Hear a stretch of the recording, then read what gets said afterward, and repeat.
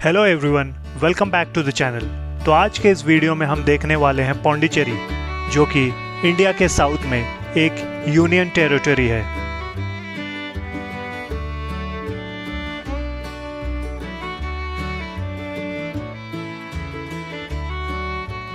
पौंडीचेरी में जो हमने सबसे पहले जगह विजिट की उसका नाम था श्री औरोबिंदो आश्रम। सामने आप अपने स्क्रीन पे देख सकते हैं। इस आश्रम में फोटोग्राफी एंड वीडियोग्राफी अलाउड नहीं है।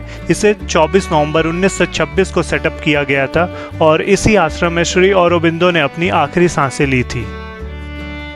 ये आश्रम फ्रेंच कॉलोनी के पास है, सो आप यहाँ फ्रेंच स्टाइल में बने हुए हाउसेस देख सकते हैं। इसके साथ ही साथ आपको इर्द गिर्द रोड्स के देखने को मिलेंगे स्ट्रीट वेंडर्स, और साथ ही साथ आपको वॉल्स पे ऐसी शानदार पेंटिंग भी देखने को मिलती है। पौंडीचेरी में जो दूसरी प्लेस हमने विजिट की वो थी एक टेम्पल जिसका नाम था अरुलमिगु मनाकुला विनायगार देवस्थानम। ये भगवान गणेश को डेडिकेटेड एक टेम्पल है जो कि 500 साल से भी ज़्यादा पुराना है। टेम्पल विजिट करने के बाद अब समय हो चला था बीच विजिट का, तो आइए चलते हैं अब बीचेस देखने के लिए, जिसमें हम देखने वाले हैं rock beach, promenade beach and serenity beach. Beach visit करने के दौरान आप जैसा कि देख सकते हैं यहाँ काफ़ी कम भीड़ थी, बट जैसे जैसे शाम ढली भीड़ बढ़ती चली गई और आप देखेंगे कितने संख्या में लोग यहाँ आए हुए थे। इन रॉक्स को देखने के बाद आपको अंदाज़ा लग ही गया होगा इस बीच को रॉक बीच क्यों कहा जाता है।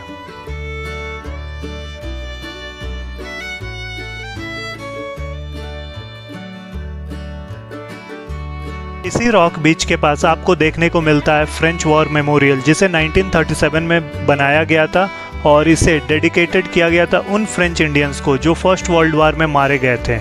ये है फ्रेंच वॉर मेमोरियल। इसके पास ही आपको देखने को मिलेगा कस्टम्स ऑफिस। फिर वहीं पे प्रोमेनाड बीच पे आपको देखने को मिलता है ये आइकॉनिक पौंडीचेरी का महात्मा गांधी का स्टैचू। उसी के पास ही आपको देखने को मिलता है ये लाइट हाउस। लाइट हाउस के बिल्कुल सामने आप देख सकते हो महात्मा गांधी का ये आइकॉनिक स्टैचू, और इसी स्टैचू के बिल्कुल बगल में है ट्रिब्यूट वॉल, जिसे आप अभी अपने स्क्रीन पे देख सकते हो। बीच विजिट करने के बाद अब समय हो चला था फ्रेंच कॉलोनी विजिट करने का। यहाँ की बिल्डिंग्स फ्रेंच स्टाइल में बनी हुई हैं एंड इसका मेन कारण ये है कि till 1954 Pondicherry was under the control of France and it was in 1954 that इसे इंडिया में इंक्लूड किया गया। आपको ये भी बताता चलूँ कि यहाँ आज भी लोकलाइट्स फ्रेंच लैंग्वेज का यूज़ अपनी रोज़मर्रा की ज़िंदगी में करते हैं। जहां भारत के अन्य हिस्सों में अब साइकिल यूज़ नहीं की जाती, वहीं पौंडीचेरी आज भी साइकिल को बहुतायत में यूज़ करता है। आप स्ट्रीट्स पे देख सकते हो बहुत सारी cycles. Next location that we visited in Pondicherry was Chunnambar boat house. Chunnambar boat house area visit करने के बाद हमें एक और टिकट लेनी पड़ी, जो कि बोट टिकट थी, और वो बोट लेके हमें जाती पैराडाइज बीच पे। ये जो लंबी कतार आप देख रहे हो ये उसी बोट टिकट के लिए है। हमने भी टिकट ली और हम निकल पड़े पैराडाइज बीच के लिए। पैराडाइज बीच जाने के लिए आप केवल इसी बोट के थ्रू जा सकते हो। There is no other way to visit the paradise बीच।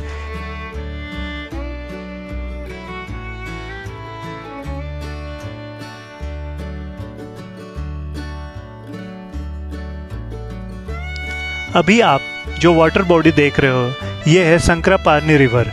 ये रिवर यहाँ से 2 किलोमीटर दूर जाके पैराडाइज बीच पे बे ऑफ बंगाल में मिलता है। तो आइए चलते हैं अब पैराडाइज बीच की ओर।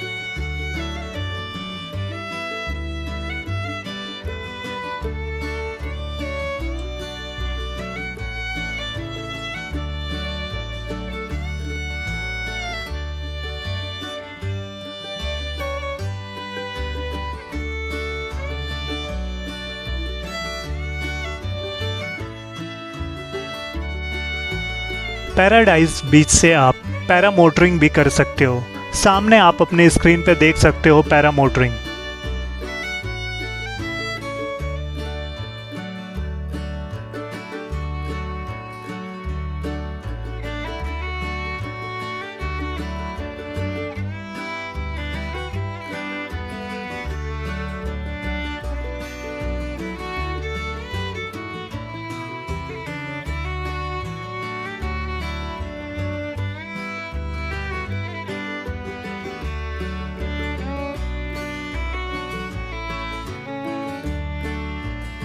अब हम पहुंच चुके थे पैराडाइज बीच और ये है एंट्री पॉइंट ऑफ पैराडाइज बीच। यूं तो इंडिया में कहीं भी भीड़ की कमी नहीं महसूस होती और इस बीच पे भी भीड़ की कोई कमी नहीं थी, बट और बीचेस की तुलना में यहाँ भीड़ कुछ कम था। उसका कारण शायद ये था कि आप यहाँ केवल बोट के थ्रू आ सकते हो, that too a paid boat. अगर आप मुझसे पूछो तो मैं इसे पैराडाइज बीच नहीं बल्कि पैराडाइज आइलैंड कहूँगा, क्योंकि यहाँ केवल एक एंट्री पॉइंट है जो कि बोट के थ्रू है।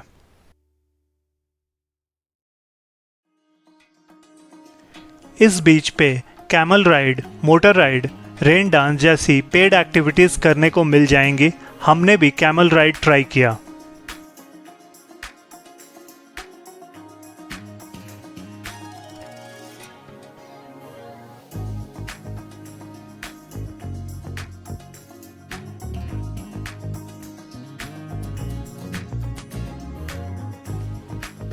पैराडाइज बीच एंजॉय करने के बाद अब समय हो चला था वापस लौटने का। वापस लौटने का भी रास्ता वही था। आपको पैराडाइज बीच से एक बोट लेनी पड़ती है जो कि चुम्बन बार बोट हाउस लेके जाती है और वहाँ से फिर आप सिटी में जा सकते हो। वापसी का नज़ारा काफ़ी मनमोहक था, तो आप भी एंजॉय करें इस वापसी के नज़ारे को।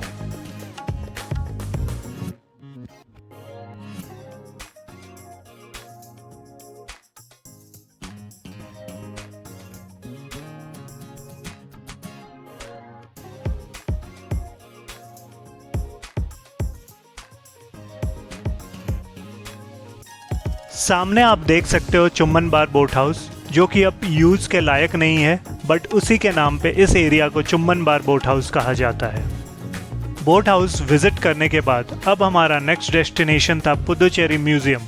आपको बताता चलूँ कि इस म्यूज़ियम के अंदर फोटोग्राफी एंड वीडियोग्राफी अलाउड नहीं है, और इसी के साथ आपको ये भी बताता चलूँ कि इस म्यूज़ियम में आपको चोल एम्पायर से रिलेटेड ब्रॉन्ज के कलेक्शन देखने को मिलेंगी और ये म्यूज़ियम काफ़ी सुंदर है अंदर से।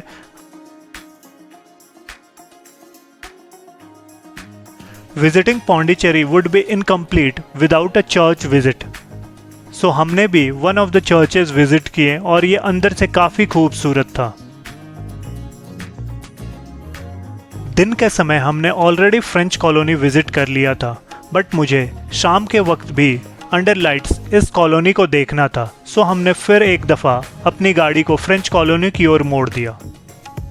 इसे देखने के बाद मैं बस इतना कहूँगा कि रात में इस फ्रेंच कॉलोनी की खूबसूरती और कई गुना बढ़ जाती है। Visiting a destination is incomplete without souvenirs, so पूरे दिन घूमने के बाद अब शाम को समय हो चला था सुवेनिर्स लेने का।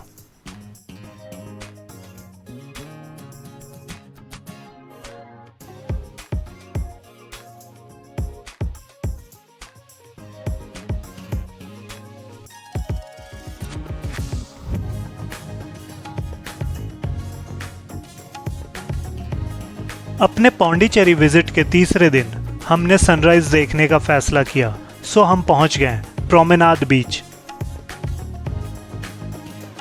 सुबह के इस वक्त भी बीच पे काफ़ी गहमा गहमी थी, सो इसी गहमा गहमी के बीच हमने भी कुछ मॉर्निंग शॉट्स निकाले। आप भी इंजॉय करें इन शॉट्स को।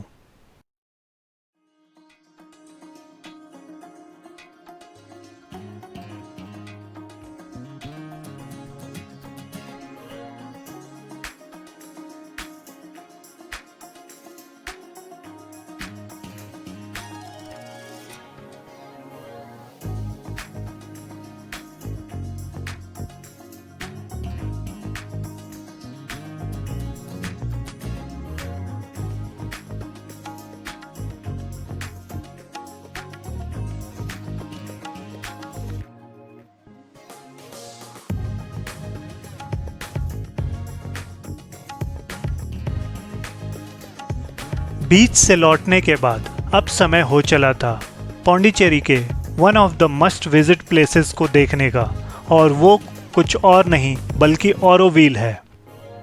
तो जी हाँ, अब हम आ चुके हैं ऑरोविल में, और ये सामने आप देख सकते हो म्यूज़ियम। इसी म्यूज़ियम में ऑरोविल के स्टार्ट से अभी तक के सफ़र को बताया गया है फोटोज एंड वीडियोस के माध्यम से। आगे हम ऑरोविल में देखेंगे मातृ मंदिर, और उसी मातृ मंदिर का ये मिनिएचर है।